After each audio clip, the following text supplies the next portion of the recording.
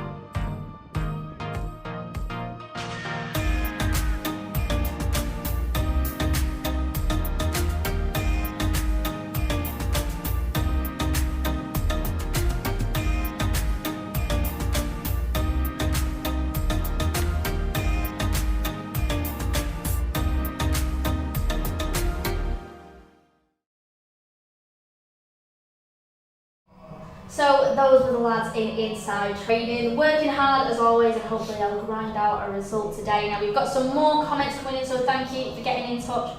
We have got Adam Franks, he's saying that he got a close look at it whilst watching the match stream, and he said that the first goal should have stood, he believes.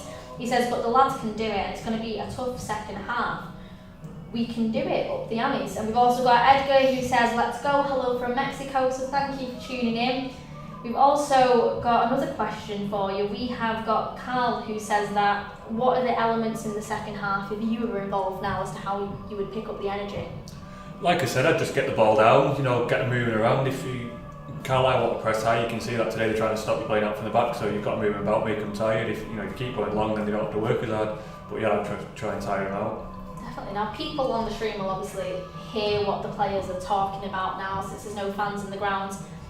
Do you think it's an advantage that Carlisle are so vocal in comparison to us?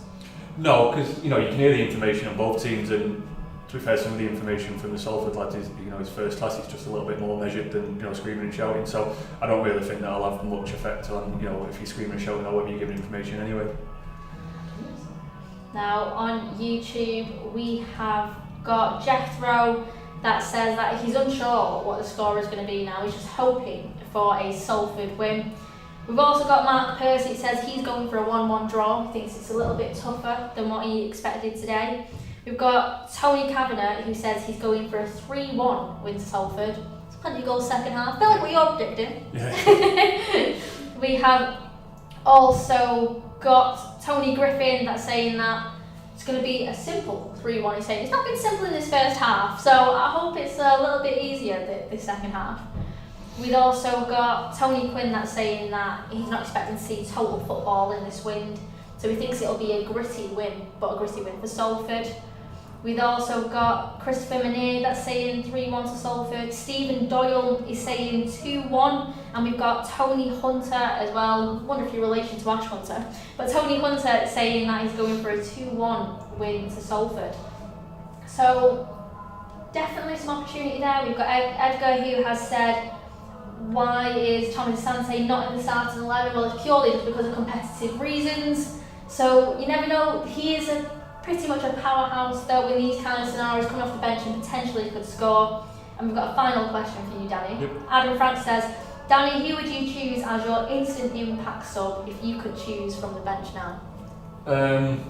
Probably Manny, really. Just the way you're going to play. If you are going to go long, then you need someone a little bit awkward, a little bit. He makes runs where normally people don't make runs. It just confuses, causes that little bit of confusion. Definitely. Do you reckon Manny would grab some goals for us then? I think he'd create goals more than grabbing them, but yeah, I think he'll play a huge part if he comes on. Definitely. Now the lads, as you can see behind us, are just getting ready to kick off this second half. So a big thank you to everyone watching, and a big thank you to Danny for joining us. Thanks for everyone watching. Make sure you get your match passes, and I'll see you soon.